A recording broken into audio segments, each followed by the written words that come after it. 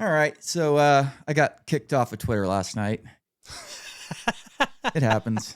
You know, it's ridiculous. You can call somebody, I'm not going to say it because it's the beginning of the episode, but you can call somebody all kinds of shit, all kinds of fun stuff. You can call Jews things. You can call gay people things. You can use all kinds of fun words. So I'm just scrolling through fucking Twitter last night, and I came across this post that had a bunch of interactions on it, and it says, name a villain who was 100% right. And I'm like, oh, I gotta go into this one because somebody's gonna say Thanos, and I just fucking can't. It's so stupid.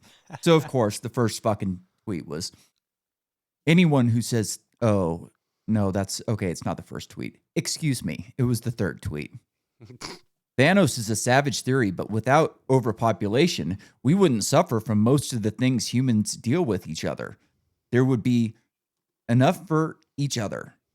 Humans are disgusting, though, by the way. Or to be honest, you just go, the overpopulation thing is so fucking stupid. Like, yeah. I watch these sci-fi channels at night before I go to bed, and you could have 1 trillion people on the planet. There wouldn't be a lot of living space. Like, there wouldn't be very many parks or, you know, open spaces or anything like that. But if you wanted to build up and build these massive fucking, you know, they call them Eucanopolis, which is kind of like what Star Wars had on one of their planets, I think, like Coruscant or something like that. Like you could have 1 trillion. Element. Yeah, exactly. You could have 1 trillion people on the planet, no problem. You could be doing vertical farming.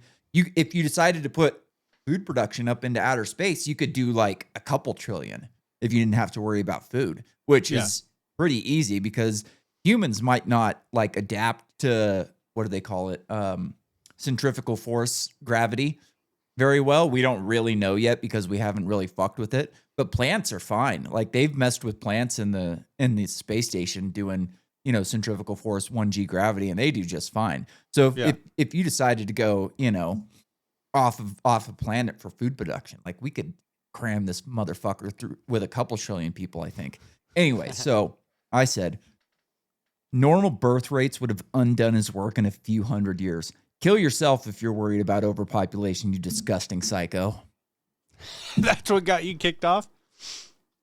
That's what got me kicked off. And the ridiculous thing, like, censorship is so stupid. This guy is advocating for killing 50% of humans. Yeah. But I get kicked off for telling him to kill himself because I used the word and he didn't. It's so fucking stupid.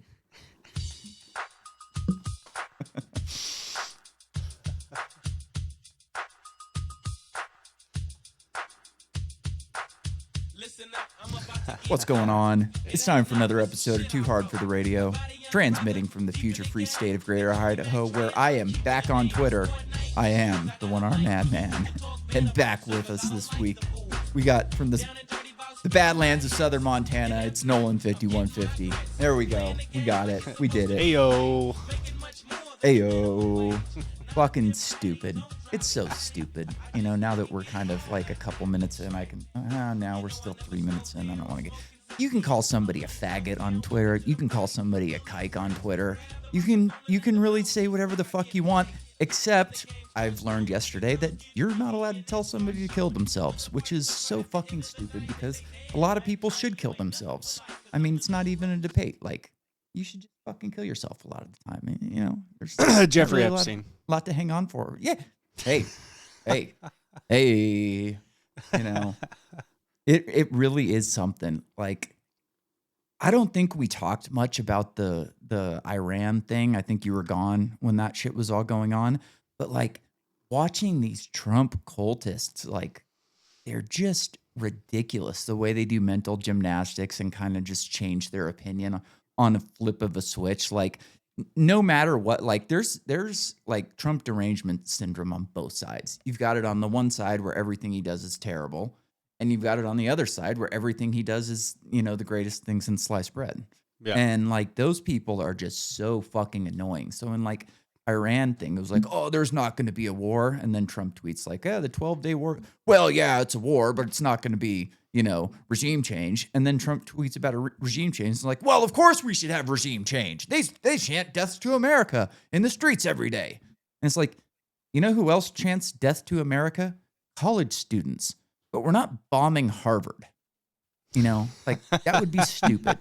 If we were just going to go around the world and bomb everybody who said bad things about us, like, there'd be no more world left. We'd just nuke everyone, right? Yeah. It's stupid. So like with the Epstein thing, dude, you've got some of these people who are just like, well, you know, there are no files. Like, this is all just conspiracy theories by crazy people. And then you got the other ones that are going, well, of course there's files, but the Democrats made the files bad, so we can't release bad files that were created by Democrats. It's like, well, why wouldn't you do your own investigation if the Democrats fucked up the first one? That would make sense, right?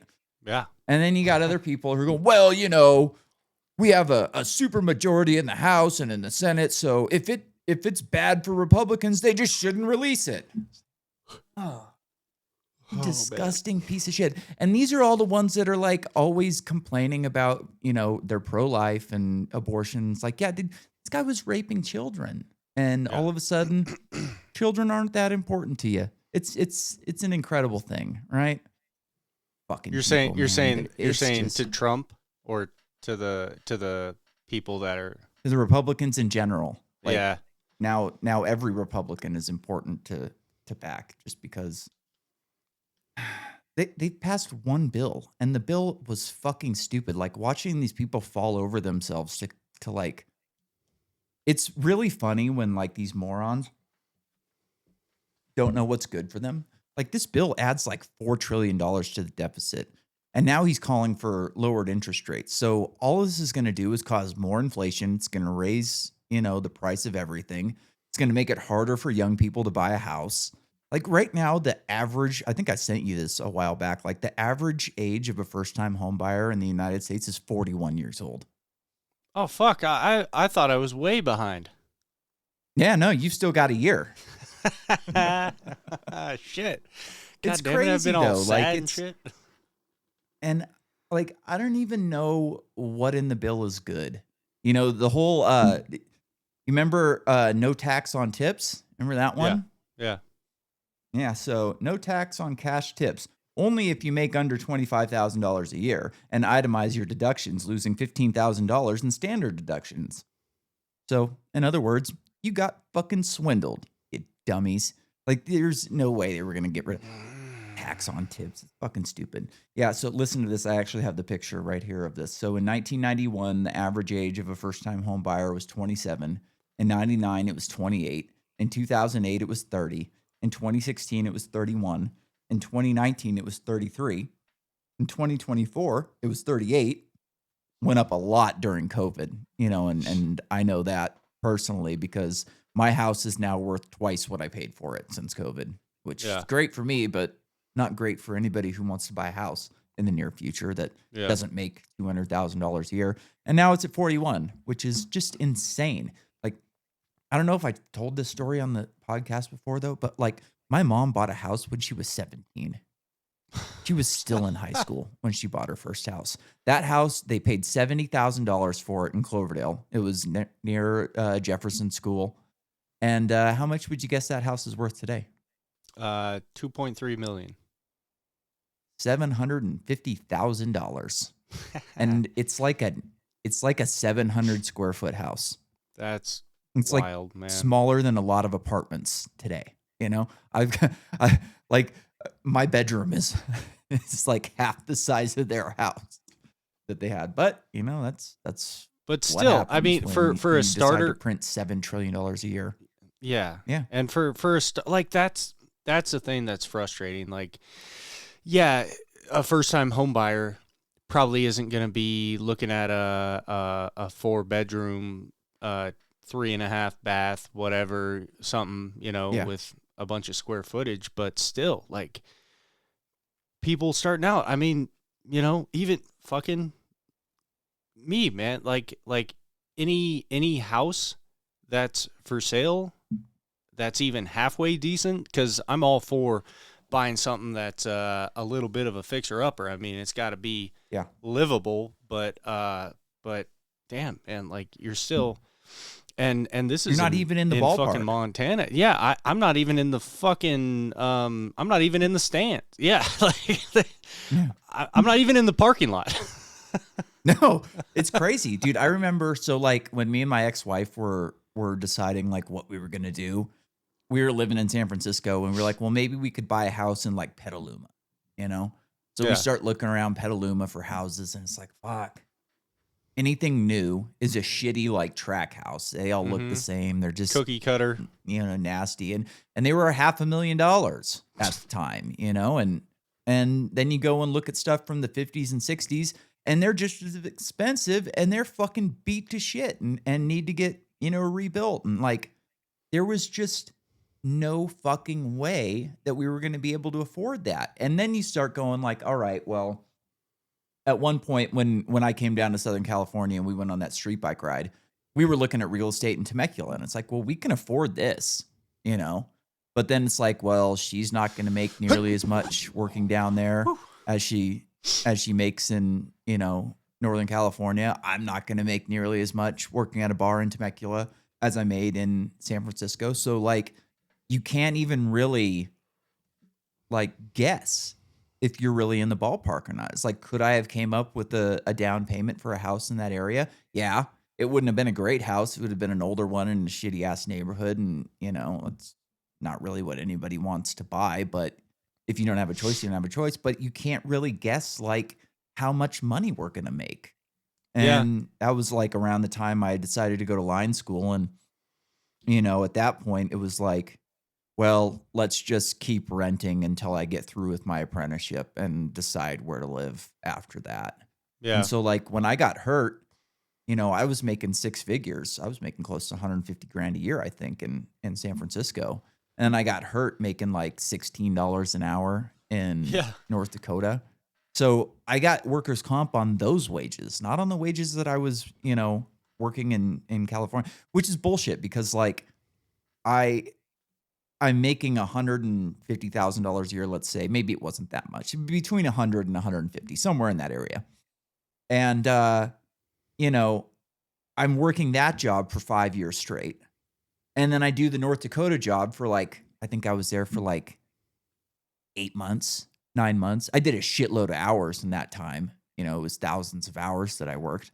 But like, then they give you the money based on that. It's like, shouldn't it be based on like the average of what you've made in the last year?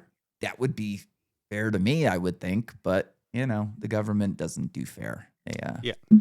They just love they to do fuck fair you as hard fair as to they the can. government. Yeah.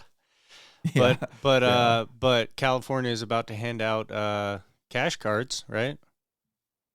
Probably. I mean, I don't even that's know. what I heard. Like, They're about to hand out cash cards to illegals now. I'm sure they will. I don't even pay attention to politics in California anymore. I'm kind of at the point where like, just destroy it. Like, you're not really going to be able to get it any better until you absolutely fucking destroy it at this point. Like, it's going to take a lot for people to wake up and realize that like the people that they're voting for are destroying the state they live in. Like, I've got a buddy here in Idaho that's from Northern California. He's got a house in Santa Rosa area, and he makes a lot renting that house. They make like $8,000 a month renting it, but it's in a fire hazard area, and you have no idea when the insurance companies are just going to stop providing homeowners insurance on these places. And Which is insane. Once that happens, but you can't really blame the insurance companies. Like, the government is not doing anything to mitigate the fires. They're just getting worse and worse and worse. And like, we've covered the fires on here before. They leave the power on in Southern California when they know they're going to have 100-mile-an-hour winds. And like, that's just bad governance, And maybe it should be on PG&E or Southern Cal Edison to turn off the power, but I don't even know if they're allowed to make that decision. Like, that's true. I don't know. At that point, like, it should either be dependent on the power company, and if the power company decides not to turn it off, then they open themselves up for lawsuits for destroying a bunch of fucking real estate. Or it should be on the government to force the power company to turn it off. It's a government enforced monopoly. Like, they are working hand in hand with each other. Like, one of those two groups should be turning the power off, and they're not. And if I'm an insurance adjuster, I'm looking at this and going, why the fuck am I going to keep paying out if they're doing nothing to stop this? Yeah, not only the power being shut off, but the HOA Water.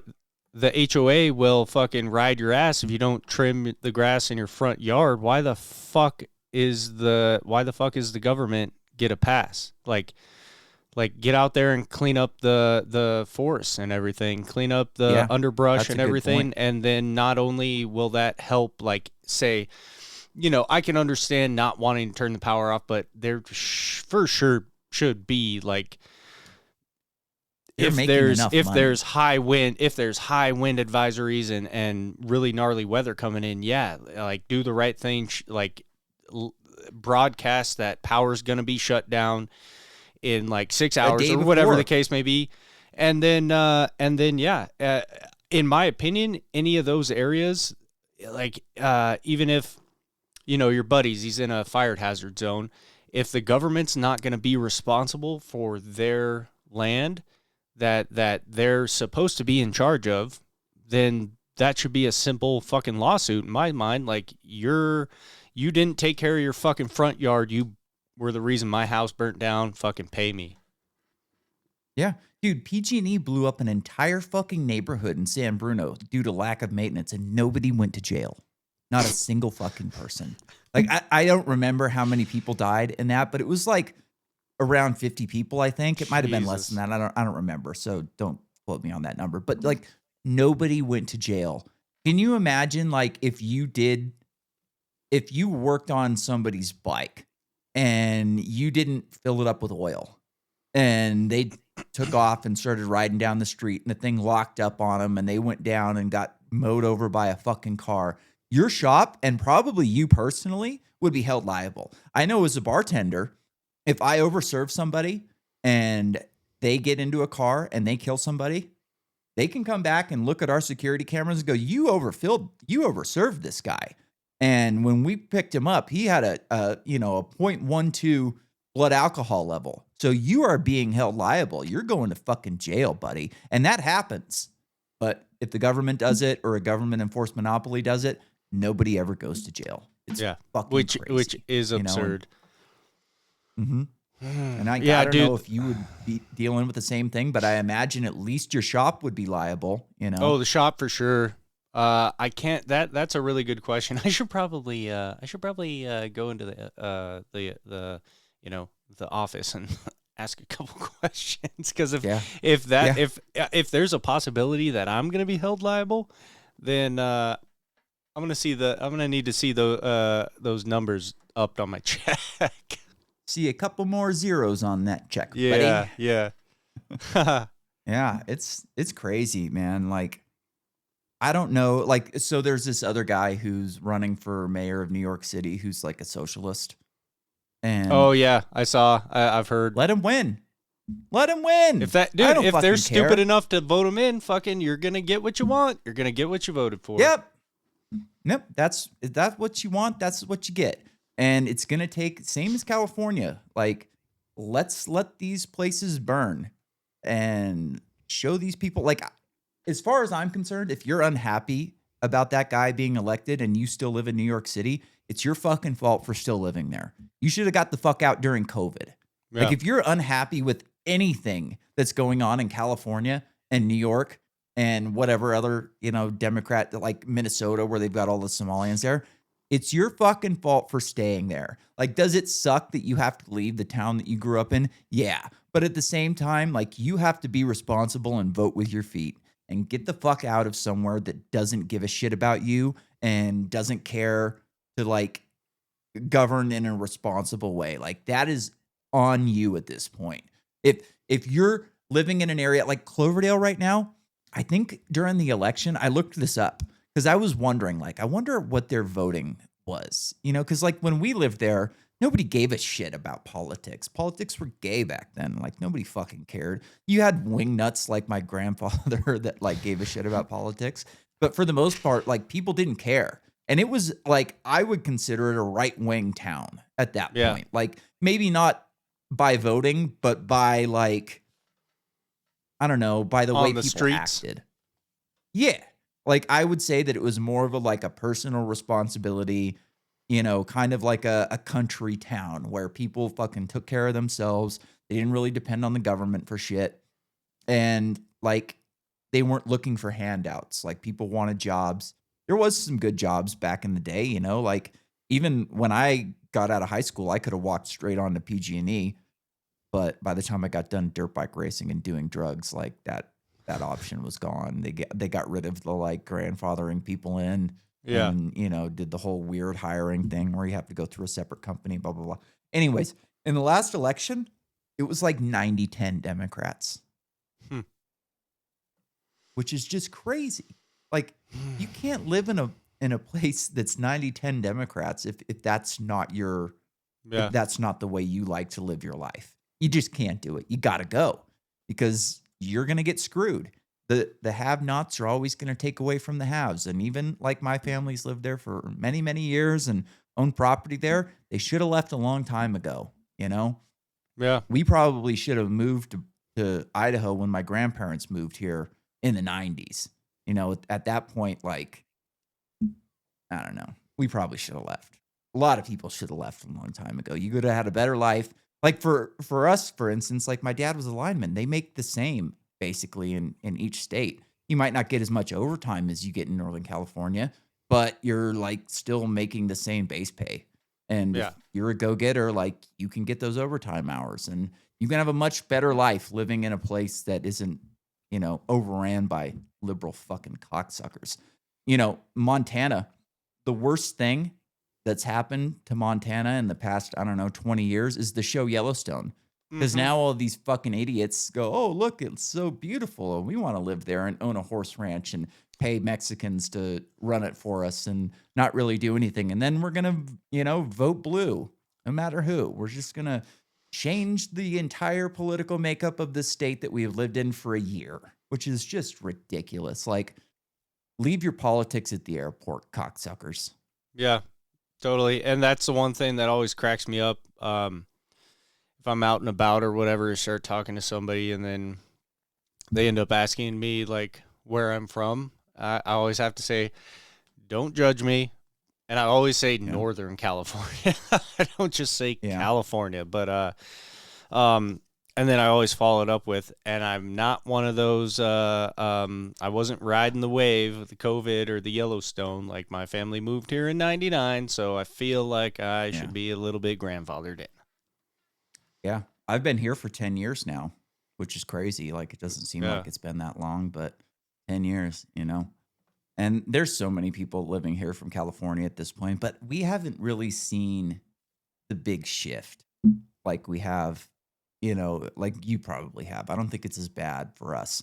Like Boise's a shithole. It's no different than any other fucking blue city in the country. Like I went to a concert there a couple years ago and like it was an outdoor concert and some fucking douchebag liberal woman got up on stage and was like, how many people rode their bikes here? And there was, yeah, we rode our bikes. I'm like, good, we ride bikes. For anybody who doesn't know, we encourage people to ride bikes for climate change. And yeah, ooh. Meanwhile, they're selling $8 bottles of water.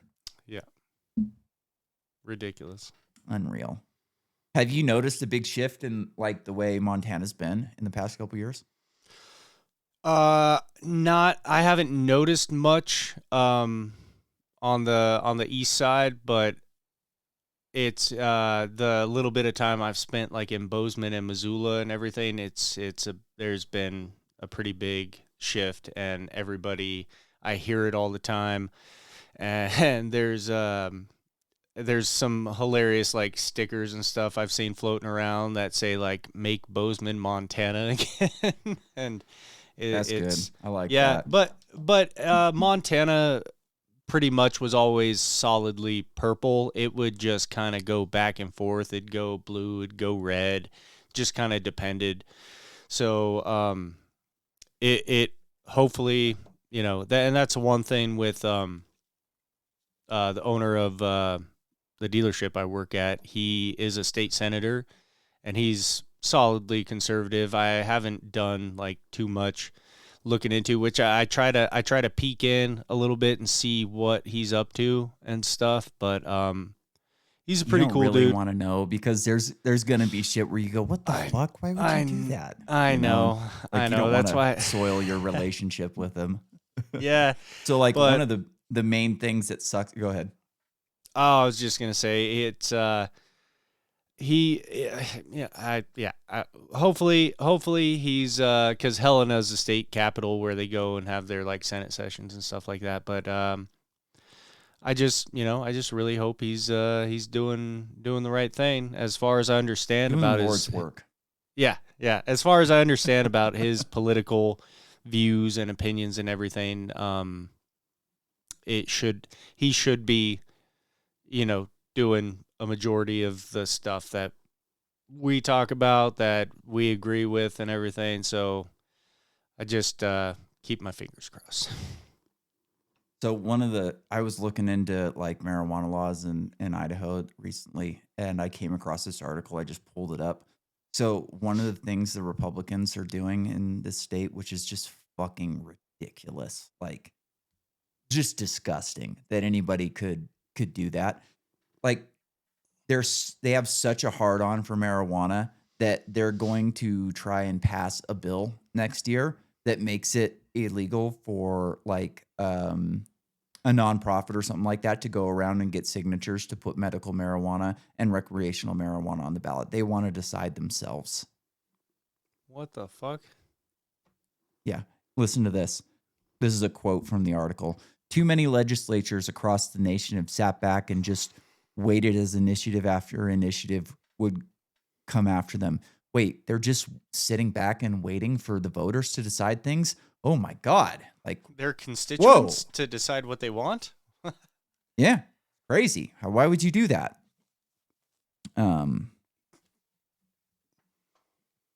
Initiative would come after them until they're finally overwhelmed and overwhelm the legislature. So the voters are overwhelming the legislature's decisions. That's just terrible. Just awful. Here's another quote. The people have, that's from a Democrat. State lawmakers are well aware that their reefer madness views are out of step with most Idahoans. That is why they are seeking to remove voters from the equation, whether or not one personally supports or opposes cannabis legislations. These overtly undemocratic tactics ought not to be cause for deep concern. Don't worry about it. We know that you want this, but we know what's best for you. There's another one that was really sick. Let me see. I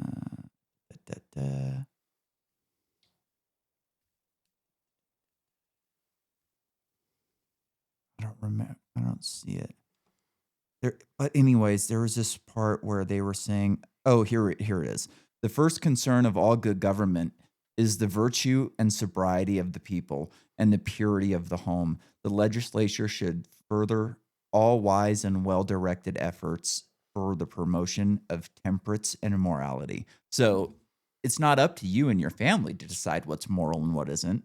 If you think that growing your own medicine in your backyard is moral, you got another thing coming, buddy, because we don't decide what's moral. The legislature decides. I mean, what sick fucking twisted assholes. And that's like one of the dangers that you have when there's a super majority somewhere and there's not like balance.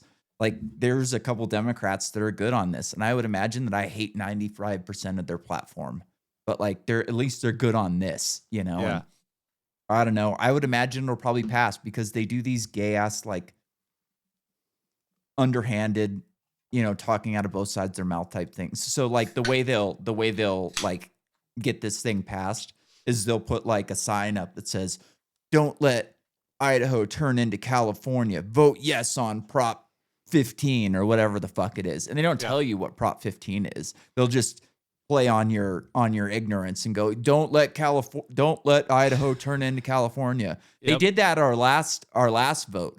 And I remember like somebody was telling me like, oh yeah, this initiative's super important. It's going to make California, Idaho like California. And then I looked into it and I was like, no, it's not. Like anybody who reads this with a similar mind frame to us would want this to pass. Like, it's crazy the way they do these things, but they're snakes and they'll do whatever they can to hold power and decide what you and your family should be doing inside of your own home, which is just sick. You know, I heard that Thomas Jefferson's grave was on fire the other day, and they thought it was arson, but turned out he'd just been rolling constantly for the past 200 years. And all the friction just started a fire, you know? And what are you going to do, right? Fuck, that's hilarious. Speaking of, That's, fuck, what was I going to say? Yeah, that, it always cracks me up because I saw the same thing last time I moved back to California. Within the year, they passed recreational marijuana, and same thing when I moved back to Montana. Within the year, they passed recreational marijuana, and it's the same thing. Everybody's all like scared and concerned at first. Then the dispensaries start opening up, the money starts rolling in. They see that tax revenue, and holy fucking shit, their song changes so fast. Yeah. It's insane. And then they get cha-ching, and they get those dollar signs in their eyeballs. Yeah. And then, fuck, what was the other point I was going to make? Yeah, with like what you were saying with the advertisement, like, don't make Idaho like California, vote no on Prop whatever. That shit should be illegal on the same note as like advertising for medication, like pharmaceuticals and shit like that. Like politicians should not. Yeah, politicians should not. Like if you're gonna just run some stupid smear campaign, if shit's true and it's on public record and it's known, sure, fucking paint it all over, whatever. But just running psyops, which like that shit, because you know what, maybe like 85% of all people for it. are all just going to drive. And then, you know, they see that fucking sign on their commute to and from work. Then they get in the ballot box and they're like, oh, I saw a sign that said vote no on this. Have no idea what the fuck they're voting on. And yep, that's the whole plan. That's the whole fucking plan. Yep, it's sick. You know, like maybe they should have like, maybe you should only be able to say like, let's say it's Prop 25. No on Prop 25 or yes on Prop 25. And then next to the sign, like on the sign, next to whether it says yes or no, it should have a big QR thing that you can scan and it'll take you straight to the fucking bill. You know what I mean? Like 100%. Big enough that you can get it from your fucking car. While you're driving. Yeah, exactly. Because fuck those stupid rules. You know, I don't know if we've talked about this on the podcast before, but like, I don't know. And this is going to be fun to see in the next couple of years. It'll probably take a little longer than a couple of years, but like, what's going to happen to road pirates when we have self-driving cars? Everybody's going to be driving fine. You're not going to can't pull over drunk drivers anymore. You can't, you know, once these things are full self-driving and you don't have to do shit, like, what are these road pirates going to do? I don't know. That's a lot of revenue that they get. You know, that the cops get from just road pirating people for speeding or reckless driving or whatever other stupid things that, you know, self-driving cars aren't going to do. They're going to stay in their lane. They're going to do the speed limit. And, you know, why would we not raise the speed limits at that point? When 80% of the cars on the road are self-driving, why does the speed limit need to be 65? Yeah. I mean, we already know that, like, the Autobahn is safer than any freeway in the United States, and they can go however fast they want. You can still get pulled over for reckless driving there. It's not like you can just go as fast as you want all the time. Like, you can do 150 miles an hour if there's nobody around you and it's safe. Yeah, aren't there signs or something that I don't think so. Well, I thought I could be wrong, but I could have swore I saw something recently where some guys were like testing a car on the Autobahn, and then it would, like, they're like traffic lights almost, where it would go like yellow, and then if it's yellow, you have to be you know, under a certain cautious mile per hour, and then it would be like green, and you could just fucking hammer down. That makes sense. You know, like a red flag or whatever on the track. You know, oh, you got somebody's down up ahead. Yeah, that makes sense. But like new cars aren't even designed to drive 65. Like you've driven new cars before. They don't even feel right at 65. They feel way better at 85. They handle better. Like they probably get better mileage at 85 than they do at 65. I don't really know for sure. But I mean, it's kind of crazy that we're forced to do these ridiculous speed limits when cars aren't even designed for that anymore. Like when you drive my 72 Chevy C10, that thing is, you feel it at 85. Like you're going, holy shit. Like you're this like, thing is fuck. fucking, yeah. Like we got to slow her down a little bit sometimes. Yeah. Like if it's a little windy and you're doing 85 in that fucker, it's like, oh boy. But when you're in my mom's Tahoe, it doesn't, it's like riding your street bike, you know? The fucking thing feels better at 100 than it does at 65. At 65, it's like not running right. You know, you don't really have as much like responsiveness from the engine. It's like, you got to be doing 100 on that thing for things to finally start. Like, it feels like it handles good and shit, you know? All right. Well, speaking of cars, I wanted to play this video. This is actually good timing.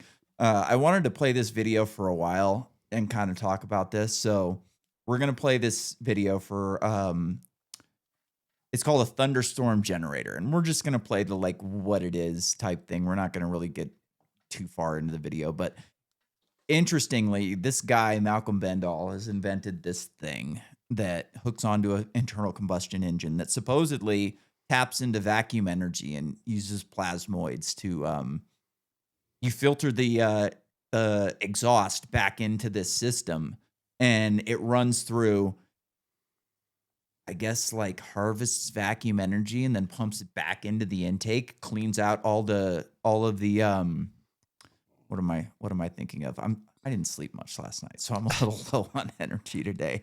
The exhaust and all the pollutants, it recycles it back through the engine, and basically these things end up not really having any pollutants coming out of the pipe, and it saves on gas mileage. So let's watch this video real quick, and then we'll go through some of the numbers. So I went to a conference to find out what is a thunderstorm generator. Here's what I learned. A thunderstorm generator is a new but an ancient device that is able to retrofit to our current technology. It functions by implosive forces instead of explosive forces. A thunderstorm generator must be tuned to the engine, tuned like you would a musical instrument using ancient geometry and sacred math. By tapping into the forces of the universe, we can access energy all around us. This should clean up waste energy by following the order within creation. Now that I have very briefly explained the theory behind the device, let's look at the components that make up a thunderstorm generator. There are three main components that are required for best results. First, we need a pre-ionization chamber, a chamber filled with light from a bulb that a lizard enjoys. This can be a capped tube with holes drilled in the top and the bottom. You will need inlet holes also drilled into the top. The bottom hole is typically used for a copper pipe to feed to the next part. That part is referred to as the plasmoid generator, a sealed tube containing pure water, an aquarium stone, and stainless steel wool. This is for shearing the plasmoids, making them smaller and collapse. Another copper pipe will connect the plasmoid generator to the final part, the catalytic tornado resonator. This is where the magic happens. This final part is a sphere within a sphere within a sphere. There are two sides to this final part. Think hot and cold, plus and minus, clockwise and counterclockwise. The resonator is where the vortex is formed. Vortexes are known to make adjustments to time, space, energy, and matter. The hot side of the resonator should connect to the engine's exhaust, and the copper pipe can connect to the plasmoid generator to the cold side of the resonator. For best results, the system needs to be a sealed vacuum from intake to exhaust.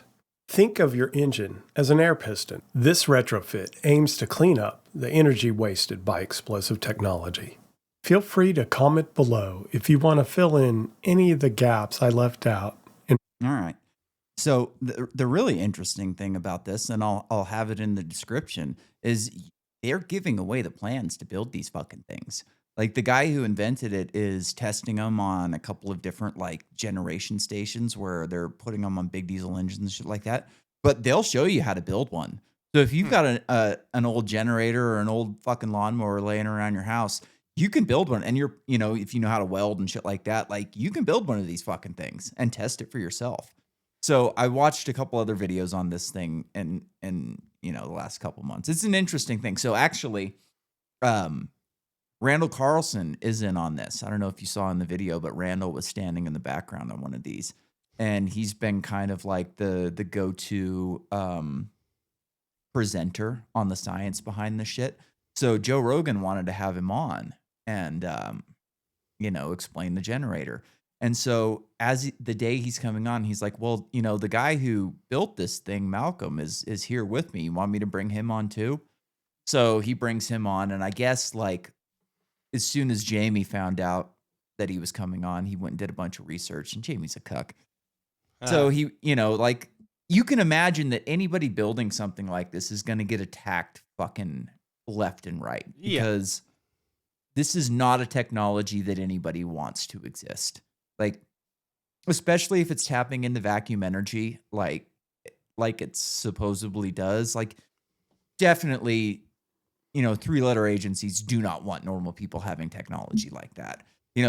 This could be how, not exactly how. I don't think like a UFO type Tic Tac thing is running on an internal combustion engine, but if there's a way to tap into the vacuum energy with one of these things, I don't know if you knew this, Nolan, but the Roswell craft had a V8 Ford in it, flathead Ford.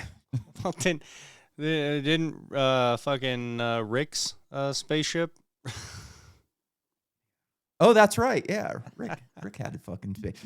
Oh, dude, that show. I haven't watched the newest season since the creator got kicked off, and I don't know if it's any good or not. I haven't heard any great things about it, so I'm sure it's not. Anyways, this technology definitely people don't want to exist. And he's been working on it in Thailand. He kept it quiet until it was ready to rock because he didn't want people coming and killing him or stealing the tech for themselves.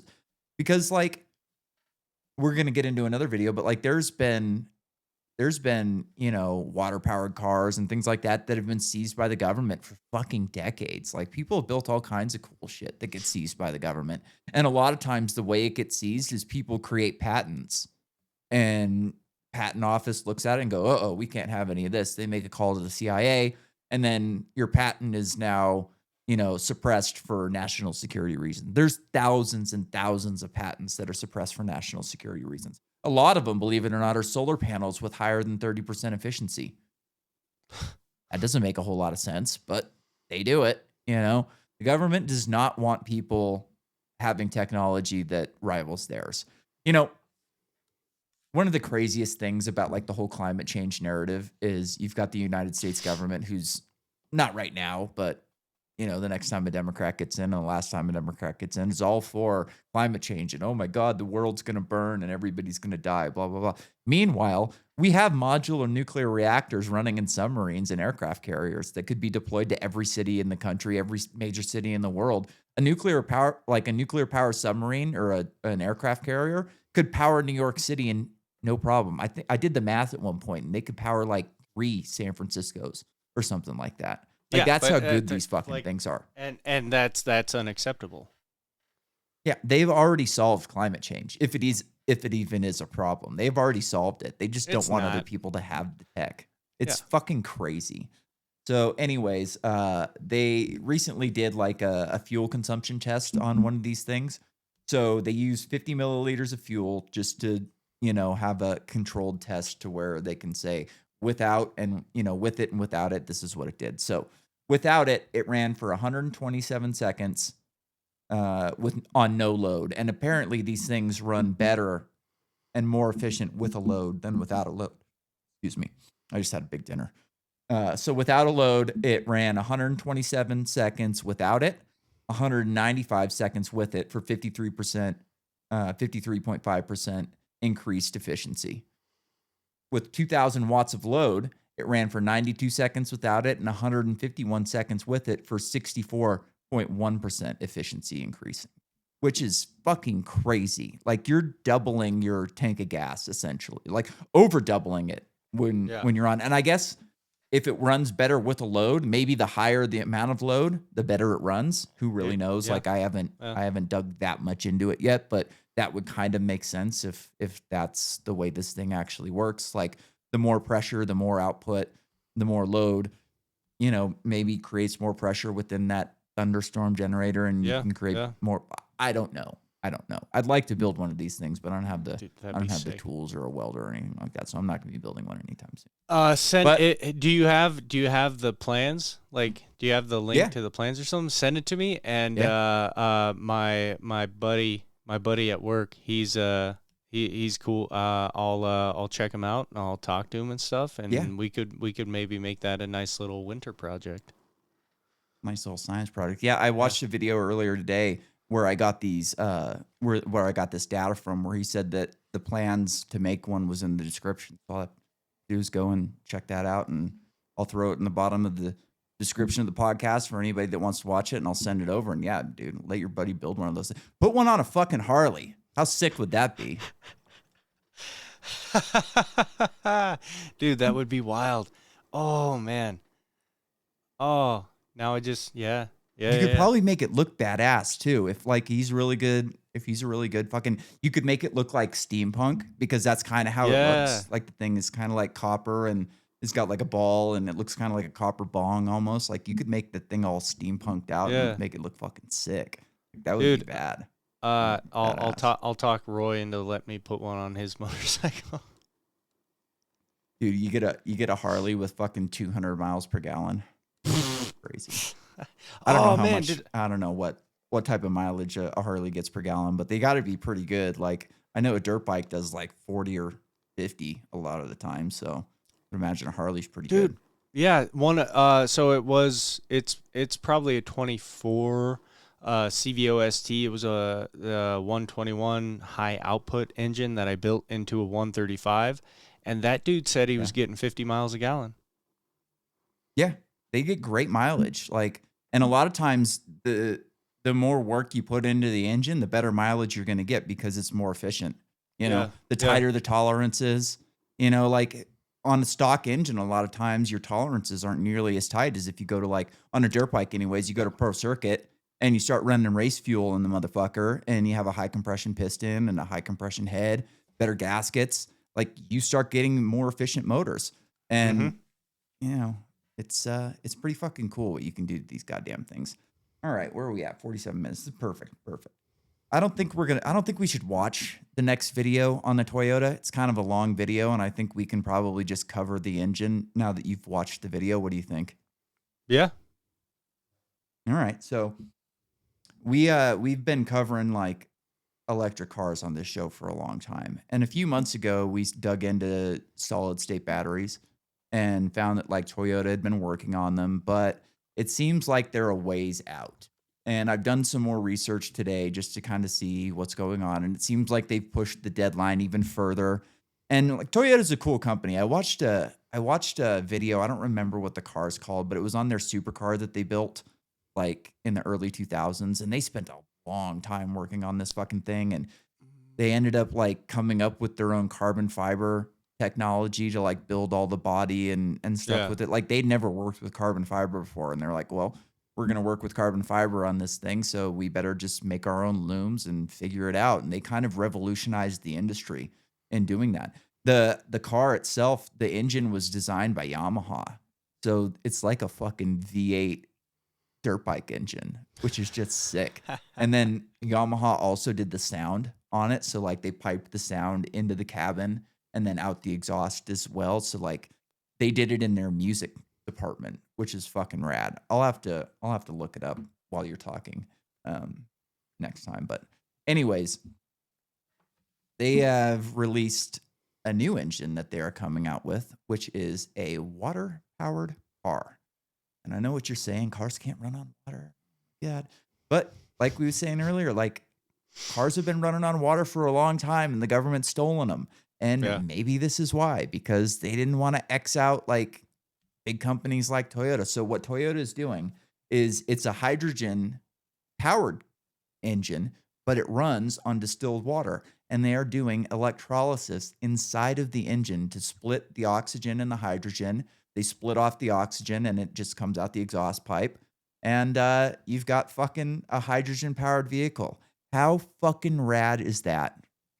Dude, that's freaking, it is mind blowing, honestly. And it was really interesting when I watch it, because I was like, you say water powered engine. I'm like, how in the hell?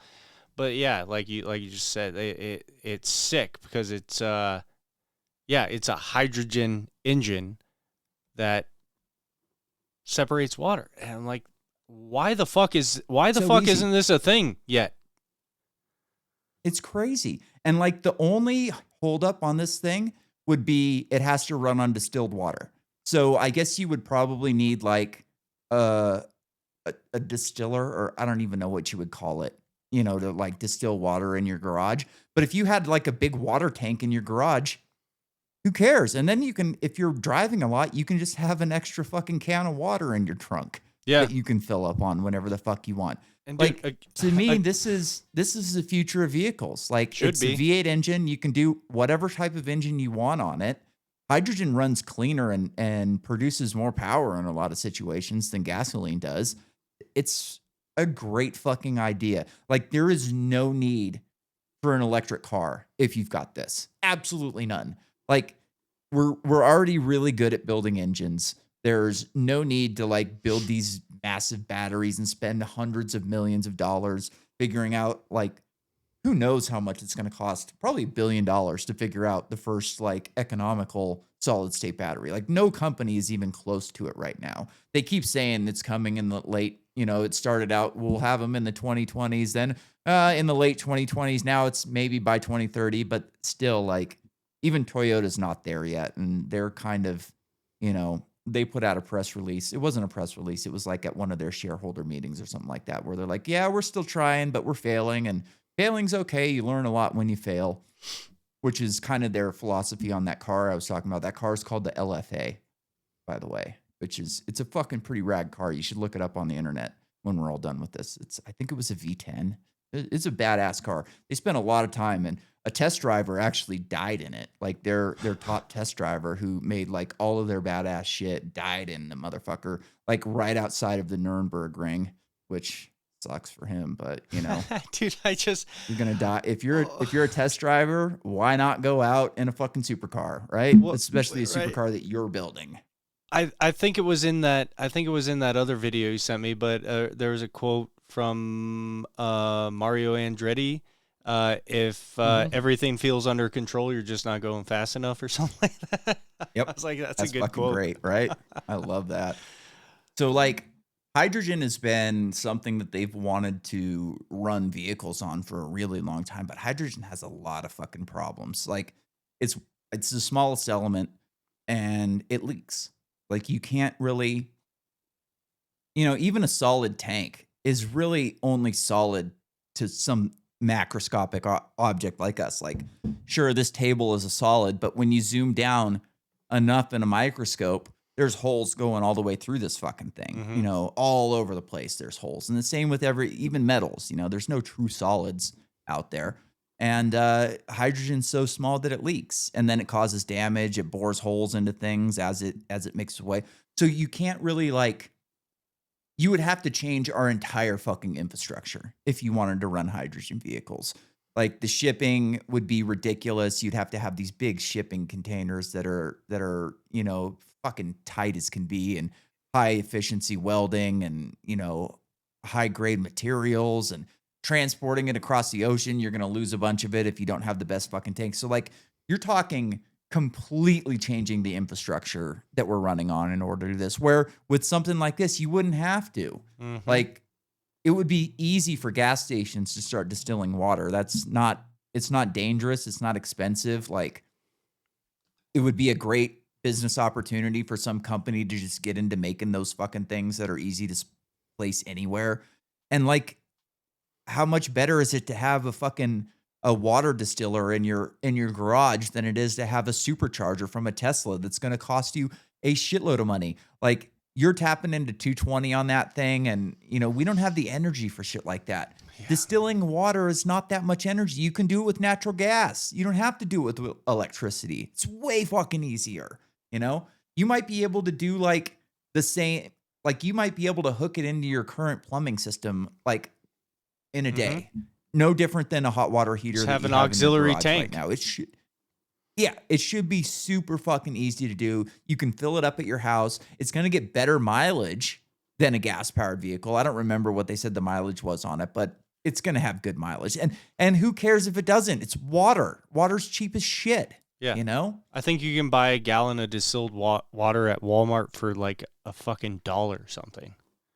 Yeah, exactly. And if you're making it yourself at your house, it's going to be even cheaper. Yeah. Like, I don't know if you remember when, oh shit, we're almost out of time. When we were living in Southern California, me and my buddy that I was living with, Switchblade, we started a biodiesel company. Oh, I remember. Yeah, you remember that. And it was a great idea. It was like, we're going to build this biodiesel company. We're going to build this side by side. We're going to race it in Baja. And then like, as soon as we started, it was like, there's so many problems. And the main problem was like the infrastructure is just not there. Like you need oil. It's hard to find oil, like even used oil, because like you can go to privately owned restaurants, but a lot of times they're not willing to give you their oil. They're already, working with some company that does multiple things for them, including taking the oil. And every fucking corporate restaurant that you go to already has a contract with some company, and they couldn't give you the oil for free if they wanted to. It's just it's not their decision to make. And corporate's not going to go out on a limb and cancel the contract with some company that they've been working with for 20 years in hopes that you're going to be able to pick up their oil for them every week, because they don't know. Yeah. It's like, that's a question mark. We don't know if you're going to have the ability to do this. We don't know if you're going to be able to afford it. Like, it just wasn't there. And, it went from being we're going to make gas stations all over Southern California to, well, maybe we'll make one gas station on the way to Glamis. That way people can stop with their motorhomes and fill up, to finally like, well, maybe we'll make an additive. And it was just like all kinds of problems. And the company went up in flames. Like the guys who were running it were fucking assholes. Like when we started it was me and Switchblade's idea. And the idea was to start at Baja. So then we go and do this business meeting where we're at like the University of Southern California. One of them, I don't remember. The guy who came in with money, his dad was a chemist at that college. So we met there to kind of discuss like how we were going to do this. And the guy kind of took over because he had money. And immediately it was like, well, this is not the company that we want to start. And so then he goes, we've got me, Switchblade, money guy, another money guy. And then he brought in a guy that was good at tractor pull to do like some of the building and design work and stuff like that. And they go, so, each of us is going to come up with a portion of the company that's going to be our focus. So what's your focus going to be? Looking at me, and I'm like, what do you mean? What's my focus going to be? I came up with the fucking idea. Yeah. Like, well, you don't have the experience to build that. So that's going to be his thing. So what's your thing going to be? Like, excuse me? Like, you're just going to steal my idea and give it away to somebody else who's never been to Baja, who's never done a race even remotely near what I've done. Like, I was at least racing dirt bikes, which is far closer to UTVs than tractor pull. The guy's never even, like, he's gone in straight lines. Yeah. What kind of experience does this guy have other than the fact that he can weld? Like, he doesn't know what the fuck he's doing. It's ridiculous. So we bought this. We didn't buy it. We got it given to us, a John Deere Gator, which had a 3-cylinder diesel in it. And we were going to build this thing out for Baja. And I went and drove it the first day that we got it. And the thing needed a lot of work. It was a farm vehicle. It wasn't like an off-road vehicle. Yeah. Like this was I know made what to haul Gators shit are, around yeah. your farm. And yeah. So I immediately like, this thing needs so much work. There's no way we're going to be able to do the Baja 1000 this year. We need to focus on, I don't remember if there's a 100, but I know there's a 300. So it was one of those ones. Like, we need to focus on this one next year. We need to do a lot of work and a lot of testing on this thing. We need to get together like chase vehicles and, you have to at Baja, you don't just show up and race. Like you have to you have to drive the track and figure out the direction you're going to go in. You have to spot materials in different places. Like you can't just show up there with no experience and expect that you can just start on day one and make it through the fucking course. Like that's stupid. So like they sent this thing to a guy to be built. So the guy that he brought in, the tractor pull guy, turns out he couldn't really weld that well. And he wasn't capable of building the machine like he said he was. So now this guy's just here for some reason. We bring this other guy in to build the vehicle. After he builds it, the guy like says, it's like, I did the best I could, but this thing's not really rated for what you guys want to do with it. I drove it one day in Temecula or in Lake Elsinore out in the hills, and I broke 2 of the axles in like an hour. Just not even going that hard, And I was just kind of like, dude, this isn't going to work. And me and Switchblade like sat down and talked about it. And I was like, dude, I can't drive this thing. I'm not going to go and embarrass myself down there in Baja, take time off of work that I can't afford to do, and like make myself look like an asshole with this stupid fucking company that's never going to work. And he was kind of like, yeah, I agree. Like this is not what we set out to do, and it's not going in the right direction. And I think we should both leave. And I was like, I'm with you. Like I'm going to walk away with you. And they ended up hiring the guy that built the vehicle to drive it at Baja. They got down there. They didn't have a chase vehicle. They didn't have any pre-runners or anything like that. And he ended up getting into a big fight with the money guy and went and pulled his stickers off the vehicle on the line and I don't know who ended up driving the fucking thing, but they made it like 12 miles. Yeah. So the point of that big long story is hydrogen vehicles were never going to work based on the infrastructure needed that doesn't exist today. Like you can't just put out a vehicle and decide like everybody else, the entire world needs to bend over and do things the way you want to do it because you designed a vehicle that way. That's what we're running into with electric vehicles right now. Vehicle sales on electric vehicles are down right now, big time, because the tax breaks are coming out. Like the company subsidies aren't happening anymore. And I would not be surprised if Tesla is the only major selling electric vehicle 10 years from now, especially with something like this coming out. Because if Toyota can do this, other companies can do it as well. As soon as Toyota pulls out that, drops that vehicle, every fucking auto manufacturer in the world will buy one, tear that engine apart, figure out what they're doing, how they're doing it, and build their own. Yep. That's just how it works. And Toyota will own the market for a while, but 20, 30 years from now, all cars could be that way. So I really hope this thing works. I think it's a great idea. I would imagine these are the engines that have been confiscated for so many years. I never really did a big deep dive into like who killed the electric car the water powered car and like why. And I know why is because the government big oil wants oil. Yeah, it's big oil. But I never really looked into like how they worked or why. I think this is probably it. I think these guys probably figured out how to do electrolysis within the vehicle, and there you go. So what if I already love Toyota, so this is exciting. They're the best auto manufacturer right now. Yeah. So what if, conspiracy theory, what if the electric car fad was just a buffer fluffer in the auto industry until they could actually get this figured out to actually mass produce it? They're like, we got to give them something. We need something new. We need some bullshit. We got to push the climate change narrative and get people to spend their fucking money.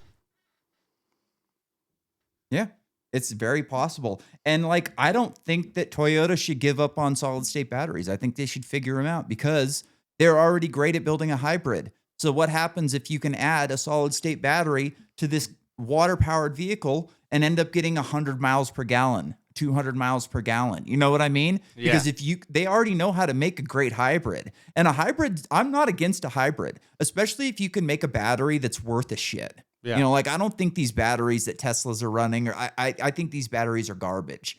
And I don't really care all that much about the mining. I know it's going to be a problem and we should mine, less lithium if we possibly can. I don't think that a solid state battery fixes that.